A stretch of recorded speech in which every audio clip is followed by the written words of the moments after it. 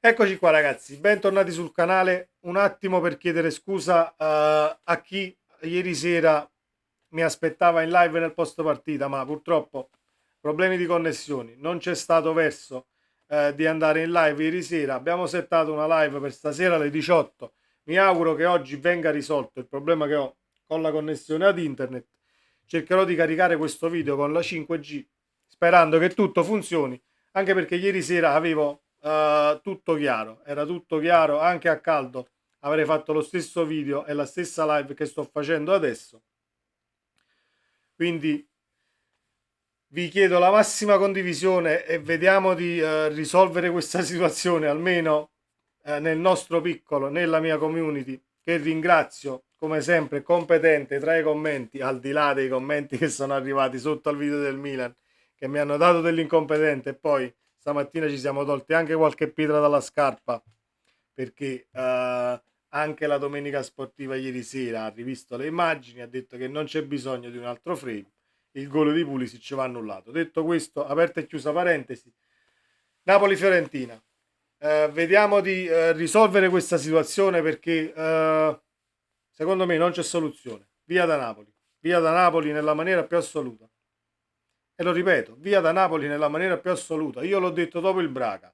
Mi ero calmato un tantino. Dopo il Braga era arrivato qualche risultato. Sprazzi di gioco. Un passo indietro che forse non c'è mai stato, ma sono state due partite così, Udinese e Lecce. E questo mi deve risultare purtroppo, perché ieri si è ritornati al vecchio calcio di Garcia, alla vecchia tirannia tattica di quest'uomo, che poi non ne capisce nemmeno una beata mazza. Per quanto mi riguarda, è la mia opinione, non voglio nemmeno essere presuntuoso, ma per me far entrare Raspadori per Anghissà contro la Fiorentina non sta né in cielo né in terra. La Fiorentina c'ha Arthur che palleggia, Bonaventura che palleggia.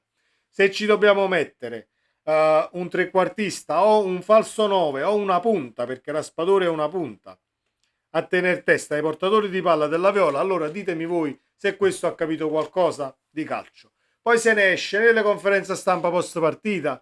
Noi quando abbiamo cambiato il modulo con il cambio di Anguissà stavamo andando bene, ma bene di che cosa? Non hai visto la palla tutto il primo tempo, e se non fosse stato per Osimhen con un guizzo per andarsi a prendere quel calcio di rigore e trasformarlo, non l'avevi nemmeno raddrizzata.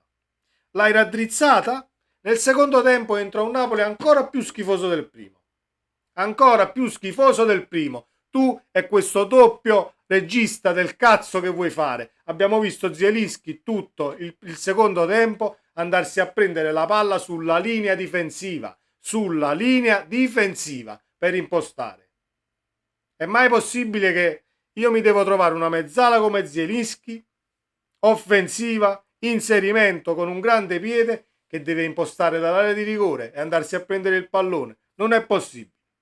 Non è possibile. Quindi senza che te ne vieni nella conferenza che poi leggiamo qualcosina, è un problema di mentalità, è la squadra, eccetera, eccetera. In quel momento, con il cambio Raspadori per Anghissà che si era fatto male, hai ammazzato una partita. Hai ammazzato una partita. Lo si è visto nel secondo tempo.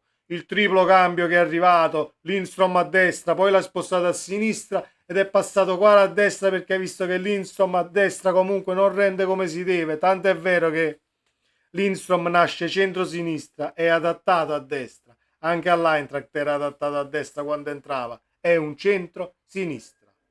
Avevi Elmas in panchina, avevi Caciusto in panchina, avevi Gaetano in panchina. Chi entra al posto di Anghissà? Raspadori. Raspadori ci manca solo che lo metti al posto di Meret, poi li ha fatti tutti quanti i ruoli in questo Napoli nelle prime 8 giornate. Vediamo che cosa dobbiamo inventarci ulteriormente. Presidente, sono 14 punti in 8 giornate. 4 per 8 fa 32 e 4 per 14 fa 56. 56 punti. Con questa media in 32 partite. Vogliamo metterne che nelle altre 6 3 le vinci e 3 le perdi. Sono 9 punti. Se riusciamo a fare 65 punti, e lo dico oggi, 65 punti con Garcia, dobbiamo ritenerci fortunati, e con 65 punti forse finiamo in Europa League. Altro che dobbiamo blindare il terzo posto, dobbiamo arrivare tra le prime quattro. È un Napoli forte. È un Napoli forte se lo si carica come si deve e lo si mette bene in campo. Poi vogliamo parlare del primo gol, Meret sul primo palo. Sì, c'è bisogno di un portiere. Sì, c'è bisogno di tutto ciò che volete voi, ma per me il primo cambio va fatto sulla panchina e quest'uomo deve lasciare il posto nella maniera più assoluta. Nella maniera più assoluta, perché non ne posso più. Non ne posso più di sedermi qua tutte le giornate di campionato, a parte Lecce e Udinese, un Napoli che quando ha vinto per una superiorità tecnica rispetto alla squadra avversaria alla fine dei conti, ma cambiare modulo in partita e ritornare poi sui due passi nel secondo tempo per poi ricambiarlo, ma che cosa vuoi dalla squadra che non ha mentalità, caro Garcia? Caro Garcia, la mentalità vincente una squadra l'acquista e la coltiva con i risultati. E i risultati in questo Napoli funzionale per quel modulo non arrivano se tu continui a cambiare, continui ad uscirtene con le tue massime da santone del calcio. No, no, no. Ieri sera dovevi andare in conferenza, hai detto è colpa mia, basta, senza tirare la squadra in ballo, è solamente colpa tua. Sì, ma se entrava il gol di Osimhen che se n'è andato, potevamo fare il 2-1. Va bene.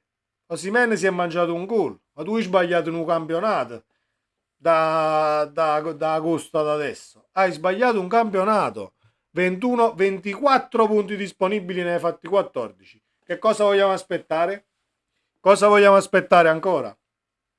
Due partite di Champions, una vittoria e una sconfitta. Va bene, la sconfitta è arrivata con il Real Madrid, ma anche lì, noi l'abbiamo analizzata, anche lì, tu la partita non sei andato a vincerla.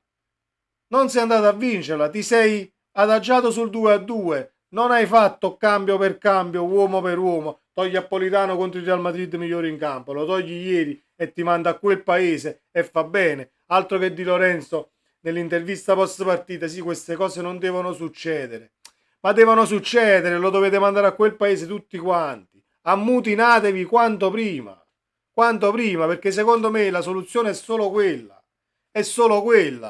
Io sono contro l'ammutinamento, lo sono sempre stato, ho criticato l'ammutinamento contro Ancelotti, eccetera, eccetera, ma arrivato a un certo punto, se la società non prende provvedimenti, bisogna arrivare ad un esonero per vie traverse, perché altrimenti non risolviamo niente più. Non risolviamo niente più. Io ho fatto il conto, 14 per 4 fa 56, più 9, se vuoi fare su 6 partite 3 e 3, sono 65. Se vi accontentate di 65 punti, nel caso poi ci riuscissimo a farli, 65 punti, allora lasciatelo sulla panchina del Napoli. Io l'ho detto, dopo il Braga, questo è l'andazzo, alti e bassi, ne vinci due, ne perdi uno e ne pareggi un altro. Non sarà mai un Napoli che farà un filotto di vittorie, toglietevelo dalla testa nella maniera più assoluta. Garcia in conferenza dice abbiamo perso 3 partite con Real Madrid, Lazio e Fiorentina. E infatti, e te ne vanti perché poi sono squadre che giocano palla a terra e sono squadre competitive. Assolutamente, il Real Madrid. Ma la Lazio vista contro di noi e la Lazio vista anche in questo periodo e anche la Fiorentina di ieri, senza far passare Italiano show. Perché la Fiorentina sì, ha fatto una discreta partita, ma non ha overprodotto, non ha fatto una partita al di sopra delle sue caratteristiche. Ha giocato come sa giocare. Calcio, palla a terra, identità, senza aver paura dell'avversario. E no che se fa male un centrocampista e a me mi entra una punta. Non esiste. E poi mi dite che io poi mi attacco ai cambi. No, io non mi attacco ai cambi, è un dato di fatto. È un dato di fatto. Tu cambi un centrocampista per una punta, cambi modulo, sei anche convinto che con quel modulo andrai avanti. Non vai da nessuna parte, perché poi devi arretrare Zielinski. Zielinski si arretra, perdi la mezzala, non si capisce niente nei tre dietro la punta, perché poi Politano e Kvaratskhelia si devono un attimo ritagliare una fase difensiva che è diversa, che se giochi con un 4-3-3 è totalmente diversa, perché se poi non vai a coprire i due portatori di palla, prendi le imbarcate e diventi uno scolapasta come lo siamo diventati ieri. Il Napoli su 5 occasioni che prende verso la porta prende 3 gol. Vogliamo prendercela col portiere, Meret, non Meret. È una conseguenza di un gioco di merda, è una conseguenza di un'identità che non c'è ed è una conseguenza del calcio che vuole esprimere quell'uomo in panchina. Ho finito, lascio questo video così, chiuso così, e poi andremo ad analizzare conferenze stampa, pagelle, perché già mi sono fatto il sangue amaro troppo. Quindi per me questo è.